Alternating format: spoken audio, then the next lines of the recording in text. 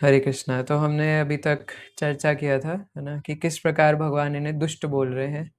जो 4 लोग हैं जो भगवान की भक्ति नहीं करते। अब ये जो दुष्ट लोग हैं, फिर इसमें आगे ये कौन-कौन दुष्ट और कैसे-कैसे हैं, तो आगे पढ़ेंगे। तो पहले हैं मूढ़। वे जो कठिन श्रम करने वाले भारवाही पशुओं की भांति निपट मूर्ख होते हैं। वे अपने श्रम का लाभ स्वयं उठाना चाहते हैं, अतः वे भगवान को उसे अर्पित करना नहीं चाहते। भारवाही पशु का उपयुक्त उदाहरण गधा है ना? तो इसलिए मैं अभी गधे का एग्जाम्पल दे रहा था। इस पशु से उसका स्वामी अत्यधिक कार्य लेता है। गधा नहीं जानता कि वह अहर्निश किसके लिए काम करता है। अभी आगे ध्यान से सुनिएगा, है ना? यहाँ पे सब हमारी बातें होंगी। गधा नहीं जानता कि वह किसके लिए काम करता है। वह घास से पेट भरकर संतुष्ट रहता है। अपने स्वामी से मार खाने के भय से केवल कुछ घंटे सोता है और गधी से बार-बार लात खाने के भय के बावजूद भी अपनी काम तृप्ति पूरी करता है।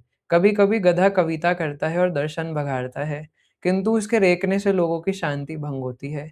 ऐसी ही दशा उन सकाम कर्मियों की है जो यह नहीं जानते कि वे किसके लिए कर्म करते हैं। वे यह नहीं जानते कि कर्म यज्ञ के लिए है।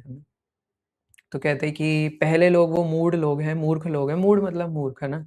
तो इतने मूर्ख है कि वो भारवाही पशुओं के समान कार्य करते रहते हैं। जैसे अभी हम गधे की बात कर रहे थे, है ना? गधे के सामने वो गाजर भी लटकाने की ज़रूरत नहीं पड़ती। आजकल गधे भी एडवांस हो गए हैं, वो बेमतलब में कार्य करते हैं, है ना? उनके ऊपर 10-10 किलो आइटम 20-20, 25-25, 50 किलो लोड करके वो करके पीछे से डंडा पड़ता है और वो चलते जाते हैं कुछ घास चबाने के लिए। और घास चबाने के बाद बेचारों को क्या मिलता है? उसके बाद अपनी काम तृप्ति पूरी करने के लिए, है ना, वो रात को आकर के गधी के पास जाते हैं और गधी उन्हें लात मार के उड़ा देती है ना? तो एग्ज़ाम्पल इसलिए दिया जा रहा है क्योंकि मनुष्य जीवन में भी यही होता है ना? वो अपना पूरे दिन कार्य करने के बाद फिर अपनी ग गधी के पास मतलब अपने वाइफ़ के पास जाते हैं और या वाइफ़ हस्बैंड के पास जाते हैं, है ना? ख़ासकर यहाँ पे स्पेशली बोला है कि वो अपने वाइफ़्स के पास जाते हैं और फिर वो उन्हें उड़ा देती है ना? और फिर वो उनसे तृप्ति नहीं होती तो फिर आजकल एक और कल्चर है ना, फिर वो प्रोस्टिट्यूशंस है ना, फिर वो प्रोस्टिट्यूट्स के पास जाते हैं, ना जाने क्या-क्या करते हैं, अपनी काम तृप्ति पूरी करने के लिए। और कभी-कभी गधा कविता करता है ना? जब वो परेशान हो जाता है, तो वो अलग-अलग गीत गाता है, गाने गाता है बॉलीवुड के, हॉलीवुड के, है ना? अरिजीत सिंह के गाने गाता है। तो फिर लेकिन उसके गाने से लोगों के कानों से खून आता है, क्या था? शांति भंग होती है। शांति कैसे भंग होती है? क्योंकि उसके जीने मात्र से शांति भंग हो रही है ना? हर कोई व्यक्ति से हर कोई इस जगत में परेशान है। केवल एक जो शुद्ध भक्त है ना, उसके लिए भगवान बोलते हैं, है ना? उसके लिए ऐसा आचार्यगण बोलते हैं कि जो भक्त होता है वो हर जीवात्मा को पसंद करता है और हर जीवात्मा भक्त को पसंद करता है ना? इवन कोई जो एथीस्ट भी होता है ना, कोई जो भक्तों से बैर करता है, कुछ होते हैं ना, कुछ ज़्यादा ही राक्षस कोटि के, उनकी बात नहीं कर रहे। लेकिन इवन जो भगवान को नहीं भी मानते ना या एग्नोस्टिक भी होते हैं जिनका पक्का नहीं है कि भगवान है कि नहीं है ना? वो मानते भी और नहीं भी मानते, लेकिन वो भक्तों के प्रति बहुत है ना ऐसे रहते हैं कि अरे यार है ना ये अच्छा व्यक्ति है, कोई बात नहीं है ना, इसको मत तंग करो।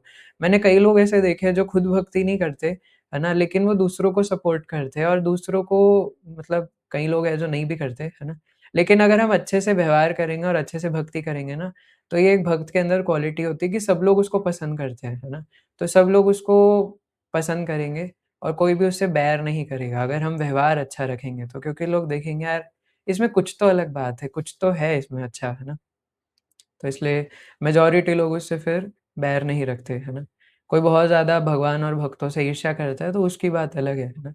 लेकिन as a person, as an individual mindset कोई उससे अ परेशान नहीं होता, है ना? लेकिन जो गधा है वो सबकी शांति भंग कर देता है क्योंकि सब उससे परेशान है। कोई अपने पड़ोसी से परेशान है, कोई अपने मकान मालिक से परेशान है, कोई अपने किराएदार से परेशान है, कोई अपने घर वालों से परेशान है, कोई अपने रिश्तेदारों से परेशान है ना? तो हर कोई किसी न किसी व्यक्ति से परेशान है ना? हम वो ग्लैमरस लाइफ़ बाहर से देखने में लगता है, वाह! कितना मज़ा है ना?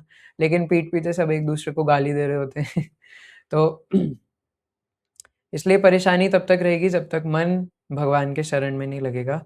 ऐसे लोग जो अपने द्वारा उत्पन्न कर्मों के भार से दबे रहते हैं, प्रायः ये कहते सुने जाते हैं कि उनके पास अवकाश ही कहाँ कि वे जीव की अमरता के विषय में सुनें। ऐसे मूढ़ों के लिए नश्वर भौतिक लाभ ही जीवन का सब कुछ होता है, भले ही वे अपने श्रम फल के एक अंश का ही उपभोग कर सके। कभी-कभी वे लाभ के लिए रात-दिन नहीं सोते, भले ही उनके आमाशय में व्रण हो जाए या अपच हो जाए, वे बिना खाए ही संतुष्ट रहते हैं। वे मायामय स्वामियों के लिए लाभ हेतु अहर्निश काम में व्यस्त रहते हैं। जैसे अभी ये जो प्रोटेस्टर्स थे, है ना? इनमें से कितने नीट वाले थे एक्चुअल में, लेकिन वो भी रात को सो नहीं रहे थे क्योंकि वहाँ जंतर-मंतर पे बर्गर खाने आ रहे थे, है ना? तो कहते हैं कि वो अपने आमाशय, इवन कई लोग तो चाहे भूखा रहने के लिए भी क्या-क्या नहीं करते हैं, है ना? अलग-अलग लैबोरेटरी में टेस्टिंग ये वो, है ना? फलाना-ढिमकाना, बड़े बिज़नेस बनाना, है ना? इसके लिए वो रात को सोते तक नहीं है कई लोग। कई लोग खाना नहीं खाते हैं ना, भूखे रह जाते हैं, क्यों? जस्ट थोड़ा-सा 10 पैसे कमा सकें। इसको भगवान कपिल देव, माता देवहूति को बहुत विस्तार से बताते हैं, है ना? कि किस प्रकार जब बच्चा होता है तो वो अपने माता-पिता पर डिपेंडेंट रहता है। हल्का-सा बड़ा होते ही बेचारे की टेंशन आ जाती है, पैसा कमाना है, फिर टेंशन आ जाती है कि शादी करनी है, शादी कैसे होगी? और शादी करने के बाद बीवी-बच्चों का ध्यान कैसे रखूँगा? अभी शादी हुई नहीं है। उसका उसको ये भी नहीं पता शादी होगी किससे? उसका जीव-आत्मा से जिससे शादी होगी उससे कोई दूर-दूर तक रिश्ता ही नहीं है। अपने माता-पिता से रिश्ता नहीं है, मतलब जो माता-पिता हमारे जिस शरीर में मिले हैं, उनसे हमारा कोई रिश्ता नहीं है। तो जिससे शादी होगी उससे क्या रिश्ता होने का मतलब है? लेकिन उसके बारे में सोच रहे हैं, है ना? कि शादी हो जाएगी तो बीवी-बच्चों का ध्यान, अरे यार! है ना? क्या होगा? तो इसलिए सिर्फ़ दूसरों को अ, पालन-पोषण करने के लिए, अपना पालन-पोषण करने के लिए किसी भी हद तक जाने के लिए तैयार हैं और फिर विवाह करते हैं। फिर विवाह करने के बाद, है ना, जो स्त्री है, जो वाइफ़ है, वो भी गाली देने लग जाएगी कुछ समय में। फिर बच्चे थोड़े देर टाइम तो पापा, पापा मेरे लिए लॉलीपॉप ला, पापा, पापा मेरे लिए मोमोज़ लाओ। फिर कुछ टाइम बाद वो भी गाली देने लगेंगे, है ना? बुड्ढा, है ना, मेरे सर पे बैठ जाता है। बुड्ढा जब देखो खाँसता रहता है घर में, है ना? आपको लगता है गृहस्थ आश्रम में बड़ा मज़ा आता है ना? लेकिन इसकी सच्चाई भी जान लो, है ना? जब और आजकल के तो जो बच्चे आ रहे हैं, वो तो आगे जाके पता नहीं क्या ही करेंगे, है ना? और हम भी कभी बुड्ढे बनेंगे, है ना? तो बोलेंगे, है ना, बुड्ढा जब देखो, है ना, साइड में बैठ के नाम जप करता रहता है ना? क्योंकि हम लोग क्योंकि ऐसा बोलते हैं कि माता-पिता जो है वो जन्मदाता है, कर्मदाता नहीं है ना? इसलिए आप अगर अगर आप सोचते हो कि हम उन्हें भक्त बना देंगे, आप उन्हें प्रयास कर सकते हो, but this is not compulsory कि वो भक्त बन जाएँगे, है ना? एंड क्या पता, है ना? तो बच्चे पेरेंट्स को निकाल रहे हैं और कहीं तो ऐसा भी हो रहा है कि पेरेंट्स बच्चों को निकाल रहे हैं, है ना? पेरेंट्स बोल रहे हैं कि बच्चा ऐसा है ना, बीच में आ जाता है और पत्नी पति को फेंक रही है, पति पत्नी को फेंक रहा है ना? पता नहीं क्या चल रहा है आजकल संसार में, और ऊपर से बच्चे भी, है ना? बुड्ढा जब देखो मुझे तंग करता रहता है, जब देखो लहसुन प्याज का नहीं खाना, आज ये खाना है, वो खाना है ना? तो इसलिए हम लोग ये तो सोच लेते हैं कि है ना, जब शादी होगी मज़ा आएगा, है ना? मेरी शादी में कीर्तन होगा, हरे कृष्णा, कृष्णा कृष्णा, हरे हरे, हरे प्रभु जी, शादी की मुबारकबाद, है ना? आपको बहुत-बहुत बधाई हो, मुबारक तो मुस्लिम शब्द है। तो लेकिन जब बुढ़ापा आएगा तब सोचा है कभी क्या होगा, है ना? वही लोग घर से बाहर निकाल के फेंकेंगे, है ना? बुड्ढा हो गया ना, पीछे पड़ा रहता है और गलती से अगर बेड रेस्ट मिल गया हो, है ना?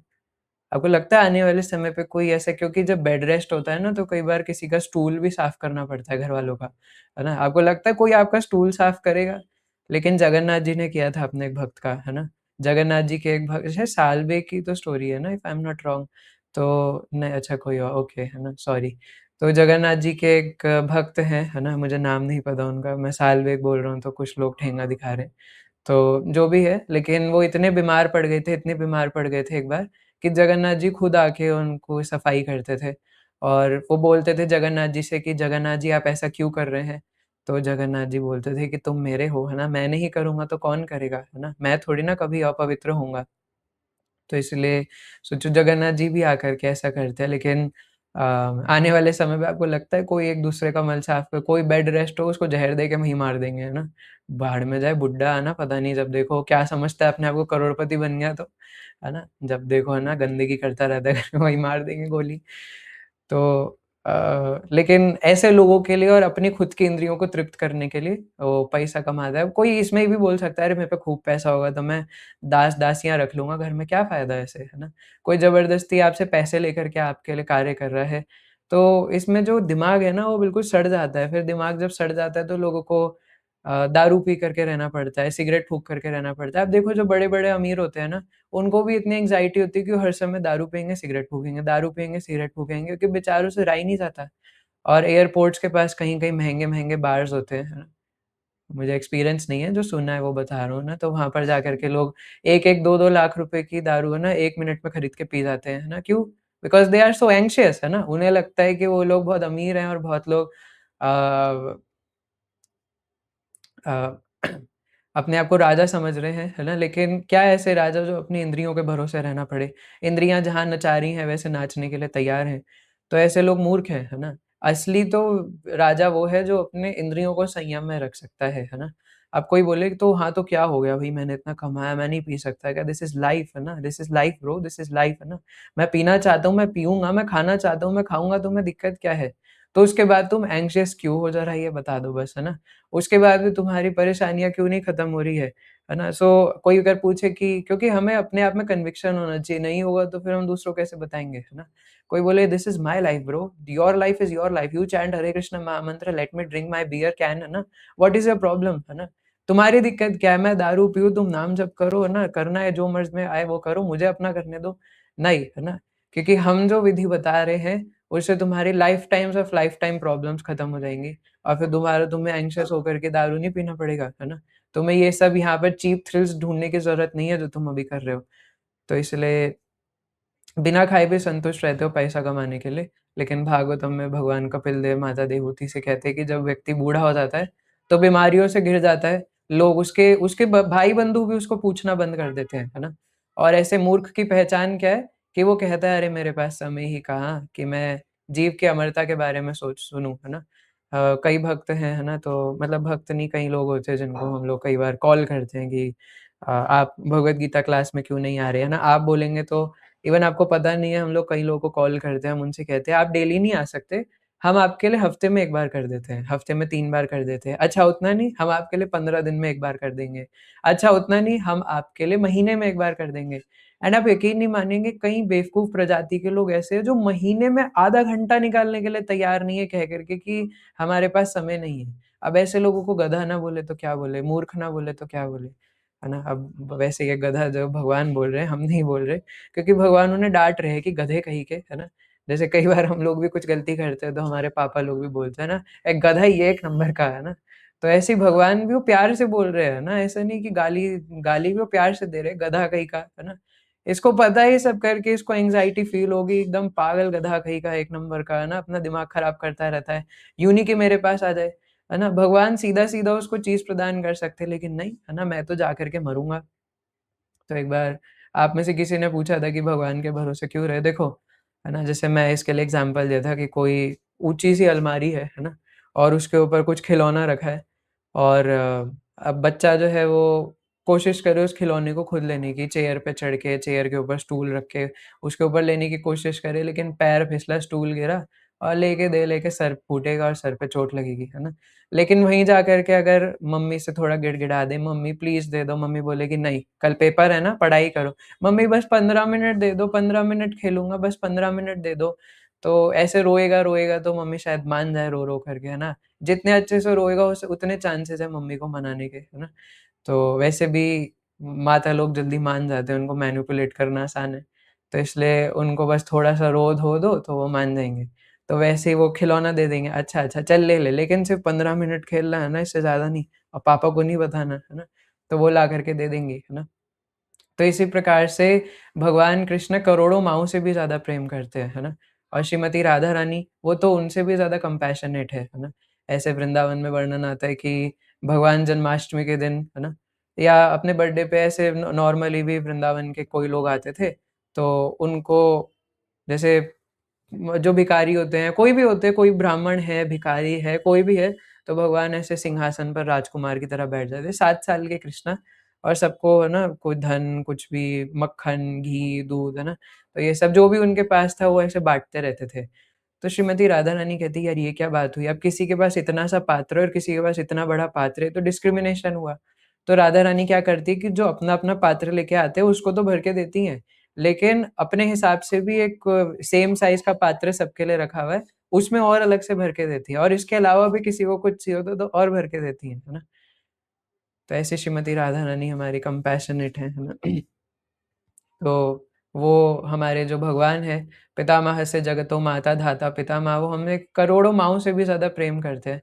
तो अगर उनके सामने थोड़ा-सा रो लें, कुछ नहीं होगा, इस संसार के लिए तो रो ही रहे हैं, है ना? तो थोड़ा उनके सामने अगर रोले गिड़गिड़ा लें, तो जो चीज़ हमें इतनी मुश्किल से, है ना, मुँह फूट करके, नाक टूट करके मिलेगी, वो इतनी आसानी से मिल जाएगी, है ना? तो क्यों इतनी हरकतें करने की ज़रूरत है? और जो हमारे लिए अच्छा होगा वो मिलेगा, है ना? तो कई लोग देवी-देवताओं के उपासना करने के लिए जाते हैं, कई लोग भक्ति छोड़ के चले जाते हैं। एक हमारे प्रभु जी बता रहे थे, है ना? कि एक मुझे नहीं पता इसमें कितना सत्य है, लेकिन कई बार उनकी मनोकामना नहीं पूरी होती, सोचो छोड़ो यार, है ना? ये कृष्णा में कुछ नहीं रखा। साईं बाबा के पास चलते हैं, वो उनको 500 का लड्डू चढ़ाएँगे, वो पूरा कर देंगे, है ना? कोई देवी-देवता भी हमारी इच्छा नहीं पूरी कर सकता, क्योंकि भगवान हमारे माता-पिता हैं, है ना? लेकिन अगर हम किन्हीं देवी-देवताओं से माँगेंगे, वो किसी पड़ोसी व्यक्ति की तरह है। हो सकता है कि वो दे भी दे, लेकिन उनसे हमारा कोई संबंध नहीं है, तो उन्हें नहीं पता हमारे लिए क्या सही है, क्या नहीं। लेकिन भगवान को पता है हमारे लिए क्या सही है, क्या नहीं, क्योंकि वो हमारे पिता हैं, है ना? अपने असली स्वामी से अनभिज्ञ रहकर ये मूर्ख कर्मी माया की सेवा में व्यर्थ ही अपना समय गँवाते हैं। दुर्भाग्य तो यह है कि वे कभी भी स्वामियों के परम स्वामी की शरण में नहीं जाते, न ही वे सही व्यक्ति से उसके विषय में सुनने का कोई समय लगाते हैं। ना तो खुद भगवान की शरण में जाएँगे, है ना? और ना ही कभी सुनने का प्रयास करेंगे। कोई उन्हें भगवत गीता बाँटने भी जाएगा, हम तो कई बार मेट्रो स्टेशन के बाहर कहाँ-कहाँ भगवत गीता लेकर के खड़े होते हैं, है ना? अभी रिसेंटली कुछ ब्रह्मचारियों से बात हो रही थी, मैं थोड़े दिन पहले गया था, है ना, बुक डिस्ट्रीब्यूशन के लिए, तो मुझे पता लगा कि सिर्फ़, है ना, हमारा ही हाल ऐसा नहीं है, बल्कि सबके साथ ही ऐसा होता है ना, 5-5 घंटे में आजकल एक भगवत गीता जाती है ना? अब वो जगह टू जगह डिपेंड करता है, बट हम लोग दिल्ली में कई जगह पे बुक डिस्ट्रीब्यूशन करने की कोशिश करते हैं, तो बहुत मुश्किल है ना? आजकल के समय में कोई लेता नहीं है ना?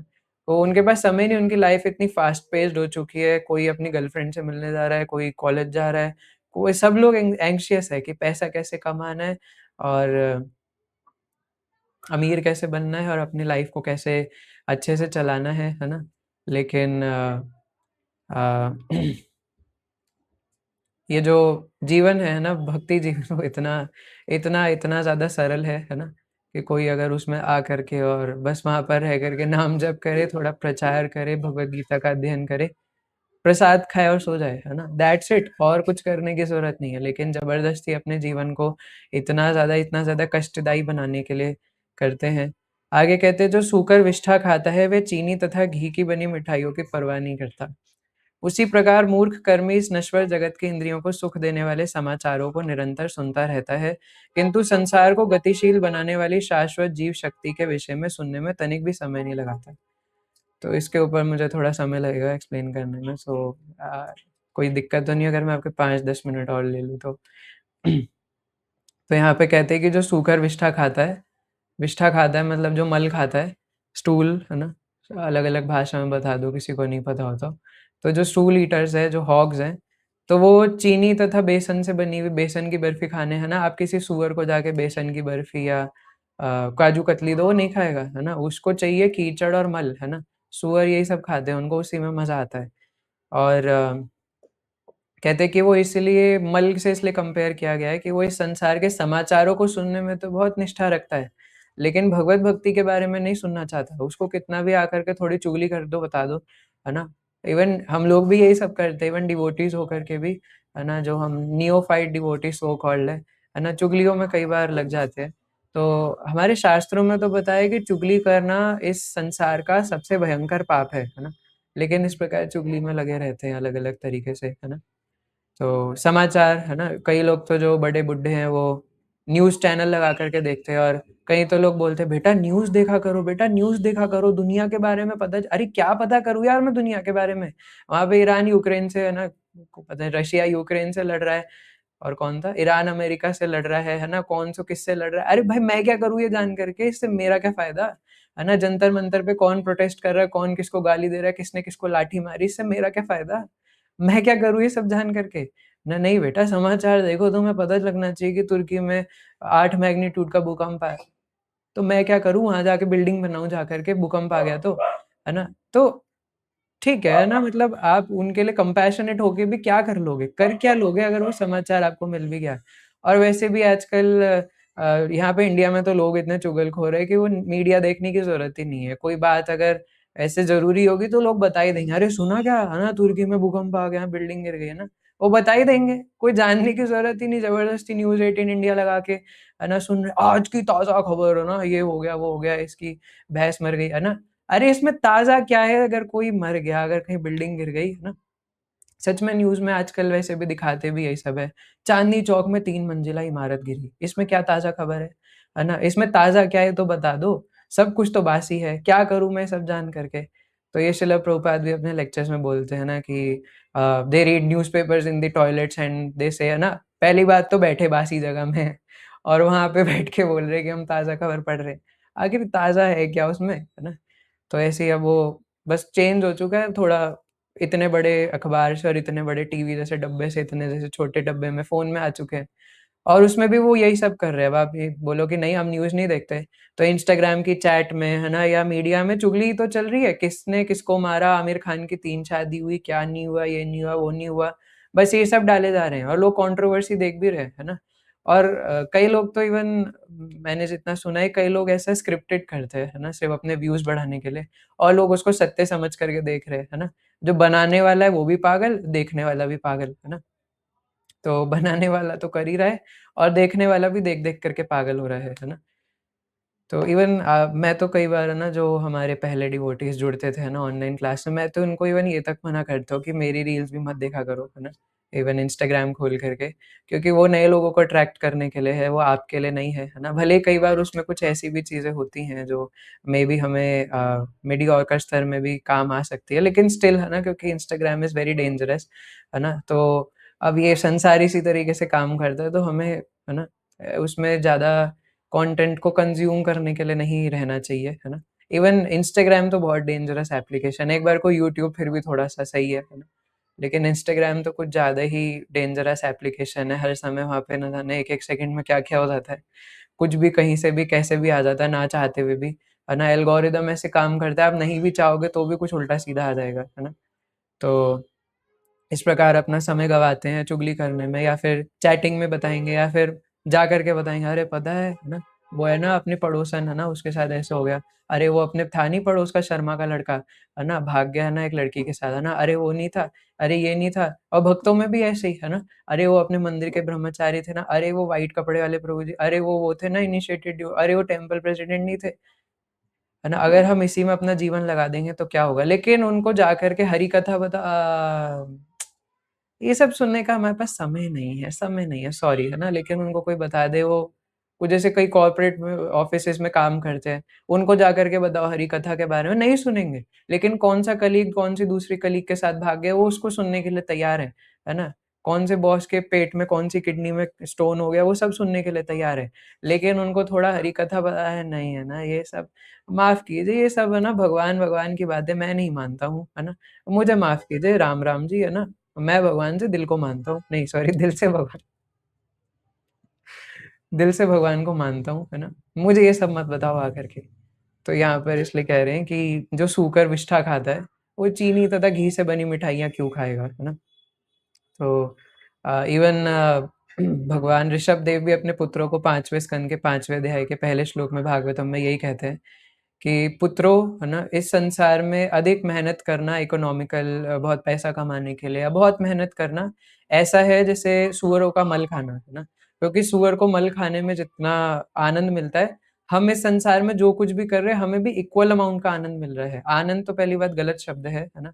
सो कॉल्ड प्लेज़र, है ना? जो हमें उनको जो सो कॉल्ड सैटिस्फैक्शन या प्लेज़र उनको जो मल खाने से मिल रहा है, वही हमें ये सब करने से मिल रहा है ना?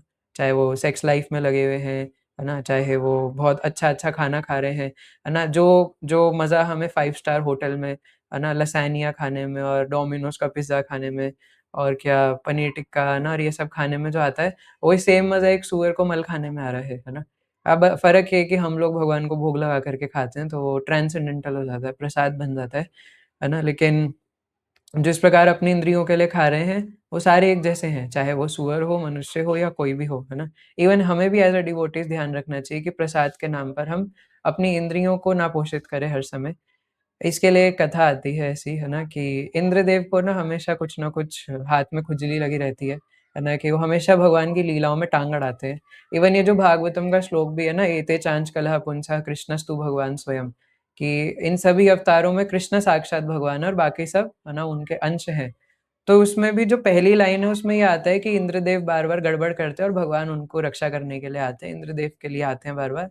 लेकिन ये फिर भी टाँग अड़ाएँगे, है ना? चाहे वो गोवर्धन लीला हो, चाहे कुछ भी हो, जा कर के हमेशा अपनी इवन रामलीला में भी टाँग अड़ाते हैं।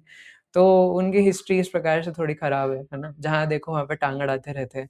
एक बार जब राम जी वन में थे और भरत महाराज जा रहे थे राम जी से मिलने के लिए नंगे पैर, तो इंद्रदेव ने देखा ऊपर से तो सोचते कि अरे यार! ना ये भरत महाराज चले जाएँगे। इंद्रदेव का कुछ उसमें से पर्सनल बेनिफिट निकल रहा था। तो बोले कि यार ये भरत महाराज जा कर के राम जी को बोल देंगे वापस आओ, और राम जी वापस चले गए तो मेरा तो हो गया काम, है ना? मैं तो नहीं चाहता कि राम जी वापस जाएँ। तो मैं ऐसा सोच रहा हूँ कि भरत महाराज के ना मुख पर सरस्वती देवी को बिठा देता हूँ या ऐसा कुछ तो कर देता हूँ ना, उनको काला जादू कर देता हूँ, तो ताकि वो राम जी को बोल ही ना पाएँ कि आप वापस आ जाओ। तो बृहस्पति जी उनके गुरुजी बोलते बीच में टाँग मत अड़ाओ, बुरा फँसोगे, है ना? भगवान की लीलाओं में मत बीच में घुसो। तुम देखो वो नहीं, राम जी नहीं आएँगे, वो चाहे कितना भी बोल ले, है ना? तो मुझे शायद पता नहीं है ना, उसके बाद शायद नहीं क टाँग अड़ाई थी फिर इंद्रदेव ने बीच में कहने पर, है ना? तो if I am not wrong, है ना? तो जो भी ऐसे इंद्रदेव बार-बार टाँग अड़ाते थे, तो एक बार तो बृहस्पति जी ने एक बार उनको श्राप दे दिया कि इंद्र, तुम्हें अपनी पोस्ट का बहुत अहंकार हो चुका है। मैं तुम्हें श्राप देता हूँ, है ना? कि तुम जा कर के और धरती पर सूअर बनोगे, है ना? तो इंद्रदेव को कुछ समय के लिए सूअर बना दिया और इंद्रदेव वहाँ बताओ स्वर्ग के देवराज इंद्र से आकर के धरती पे एक पिग बन गए, है ना? अब काफ़ी समय बीत गया, अब ब्रह्मा जी ने देखा कि यार इंद्र की पोस्ट खाली है, अब यहाँ पे क्या होगा बिना इंद्र के, तो होगा नहीं, काम नहीं चलेगा, देवताओं के राजा है, देवराज इंद्र को उड़ा करके यहाँ पे बताओ पिग बना दिया। सोचो जब देवराज इंद्र का ये हाल है तो हम कौन से गाय के गोबर है। तो इंद्र को उड़ा करके यहाँ से पिग बना दिया, तो ब्रह्मा जी साक्षात आए धरती पे और ढूँढा ना गूगल मैप, उनके पास तो सारी लोकेशन रहती, कहाँ है ये इंद्र, जरा सॉरी हाँ, इंद्र कहाँ पर है ज़रा जाके देखूँ।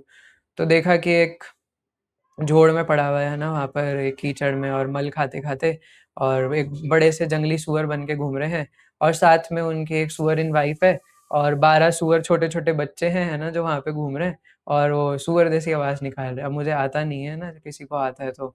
तो वहाँ पर आते हैं ब्रह्मा जी और ब्रह्मा जी देखते हैं कि यार ये इंद्र को क्या हो गया, है ना? तो जो इंद्र सूअर बन चुका था, उसको थोड़ी पास जाके बोलते हैं, "इंद्र ये तुम क्या कर रहे हो?" तो वो सुअर ऊपर देख के हाँ आवाज़ निकालता है ना, तो ब्रह्मा जी बोलते हैं, "क्या पागल हो गए हो क्या? है ना, तुम्हें दिख नहीं रहा मैं कौन हूँ? तुम अपने आप को भूल चुके हो?" तो थोड़ा बात करने की शक्ति प्रदान करते हैं ना उसको, क्योंकि ब्रह्मा जी की सृष्टि है। तो बोलते हैं, "तुम्हें क्या हो गया? वापस चलो ना, अपने स्वर्ग में चलो ना, वहाँ पे कौन सँभालेगा तुम्हारी पोस्ट को? यहाँ पे तुम सूअर बने घूम रहे हो।" तो इंद्रदेव कहते हैं स्वर्ग वो क्या होता है ना? तो ब्रह्मा जी बताते हैं कि स्वर्ग में ये सब होता है, इतना ज़्यादा ऑपुलेंस है, ये है, वो है। तो कहते हैं कि लेकिन क्या वहाँ पे ये कीचड़ और मल है ना? क्या वहाँ पे ये सब जोड़ है जो मज़ा आएगा? तो ब्रह्मा जी कहते हैं, "अरे तुम पागल हो गए हो क्या? वहाँ पे इतना अच्छा है, इतना अच्छा स्वर्ग है, ऑपुलेंस है।" तो कहते हैं, "अच्छा और क्या है वहाँ पर, है ना? ये आप वहाँ पे मेरी ये सूअरिन तो नहीं होगी?" तो ब्रह्मा जी कहते हैं, "अरे वहाँ पे उर्वशी नाम की इतनी बड़ी अ, अप्सरा है ना? उर्वशी आपको पता है कहाँ से आई थी, है ना? नर नारायण ऋषि तपस्या कर रहे थे। तो इंद्रदेव ने उनको क्या कहते हैं, नर नारायण ऋषि साक्षात भगवान के अंश माने जाते हैं, तो उनको इंद्रदेव जा कर के डिस्ट्रैक्ट करने की कोशिश करते हैं। तो नर नारायण ऋषि देखते हैं कि अच्छा इंद्र, तो तुम सोच रहे हो कि तुम कामदेव के ज़रिए मुझे डिस्ट्रैक्ट कर लोगे, है ना? वो अपनी अप्सरा लेकर के आए थे इंद्रदेव। नर नारायण ऋषि अपनी जंघा से, है ना, इतनी सुंदर अप्सरा देते हैं कि जो कामदेव, इंद्रदेव सारे अपने हाथी से नीचे गिर जाते हैं बेहोश होकर के, है ना? इतनी सुंदर अप्सरा बना के देते हैं। बोले तुम मेरे लिए गिफ्ट लेके आए थे, जाओ ले जाओ। इसको भी ले जाओ, अपनी वालों को भी ले जाओ, रिटर्न गिफ्ट मेरी तरफ से। तो कहते हैं ब्रह्मा जी कि अरे! स्वर्ग में इतनी सुंदर उर्वशी नाम की अप्सरा है, इतनी बड़ी-बड़ी अप्सरा है, तुम ही क्या सूअरिन के पीछे पड़े हो? नहीं, नहीं, नहीं, है ना, वहाँ पे मेरी अप्सरा नहीं है ना, मेरी सूअरिन नहीं है तो मैं क्या करूँगा? तो ब्रह्मा जी बोलते हैं इसका दिमाग खराब हो गया, क्या वहाँ पे, है ना, ये मल मिलेगा खाने के लिए?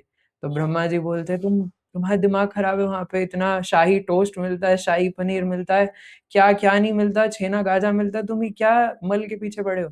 अच्छा ठीक है, तो क्या वहाँ मेरे बच्चे होंगे? है ना? तो आपको पता है स्वर्ग का ऐसा वर्णन आता है ना, नंदन कानन का, कि स्वर्ग में कोई ज़मीन पे पैर ही नहीं रखता, है ना? वहाँ पे two wheeler, four wheeler even road पे चलने वाले व्हीलर होते ही नहीं है ना? वहाँ पे इवन आपको एक घर से दूसरे घर में भी जाना है तो प्लेन में उड़ के जाते हैं, है ना, देवी-देवता। इतना स्वर्ग का ऐश्वर्य है ना? अभी सुन के मोहित मत हो जाना कि गोलोक छोड़ो, वैकुंठ छोड़ो, स्वर्ग ही चलते हैं, है ना? लेकिन बताओ इंद्रदेव का भी ये हाल है जो स्वर्ग के देवराज हैं, उनको माया ने ऐसा हर लिया कि वो यहाँ पे एक सूअर बनने को तैयार हैं, है ना? तो इसी प्रकार से माया काम करती है, आवरणात्मिका क्रिया जो हम कल चर्चा कर रहे थे। माया हमारी आइडेंटिटी को ऐसे ढक देती है कि हम लोग भूल जाते हैं कि हम लोग क्या हैं। हम लोग भगवान के दास और भगवान के दास छोड़ कर के श्याम सुंदर के दास ना हो कर के हम किसी सेनोरिटा के, है ना, या किसी लैपटॉप, मोबाइल्स के, इन सब के दास हो जाते हैं, अपनी इंद्रियों के दास हो जाते हैं और हर प्रकार से जैसे हम कल चर्चा कर रहे थे कि माया अलग-अलग तरीकों से हमें आकर के बहकाती है और हम बहक जाते हैं, है ना? तो ये है पहले प्रकार के लोग, मूढ़ लोग, है ना, जो कि भगवान की भक्ति कभी नहीं करते। इसके आगे 3 लोग कौन है ना? उनकी चर्चा हम लोग आने वाली क्लासेस में करेंगे। सो अभी हम यहीं विराम देंगे। Thank you so much for joining. किसी का कोई प्रश्न है? वैसे नहीं, है ना, हमारी डील हुई थी कि प्रश्न नहीं पूछना। फिर भी है तो हम एक ले सकते हैं, क्लास से रिलेटेड है तो। टिक टिक 3, टिक टिक 2, टिक टिक 1, 0, जय निताई। ओके। भानु प्रभु जी। हरे कृष्ण प्रभु जी। हरे कृष्ण, बताइए। मैं ये बोल रहा हूँ कि मतलब देवता भी माया के ट्रैप में फंस जाते हैं, तो हम तो यस, मनुष्य हैं। तो हमारा फंसना भी तो स्वाभाविक ही है। बिल्कुल। तो मतलब हम कैसे बचें इस ट्रैप से? प्रभु जी, देवी देवता और हमें ये फ़र्क है कि देवी देवताओं के पास इतना ज़्यादा ऐश्वर्य है कि वो भगवान के शरणागत नहीं हो सकते। ना तो नर्क के लोग भगवान के शरणागत हो सकते हैं और ना स्वर्ग के, क्योंकि नर्क में इतना ज़्यादा हमें यातनाएँ झेलनी पड़ती है कि वहाँ भी पॉसिबल नहीं है, और स्वर्ग में इतना ऐश्वर्य है कि वहाँ भी पॉसिबल नहीं है, अप्सराओं को ही देखते रह जाएँगे। तो इसलिए सिर्फ़ यहाँ मृत्यु लोक में ये पॉसिबल है कि भगवान के शरणागत हो सकते हैं, क्योंकि यहाँ पे सीधा-सीधा दिख रहा है कि कितने दुखी हैं। इसलिए देवी-देवता भी मनुष्य बनना चाहते हैं, इसलिए उनकी स्वाभाविकता और हमारी स्वाभाविकता में बहुत अंतर है। तो जब देवी-देवता भी चाहते हैं कि वो मनुष्य बन सके, तो हम समझ सकते हैं कि मनुष्य जीवन का क्या रियलिटी है ना? I hope it helps. Okay, तो हम यहीं विराम देंगे। 3 बार हरे कृष्ण महामंत्र आप सबकी प्रसन्नता के लिए। हरे कृष्णा कृष्णा कृष्णा हरे हरे,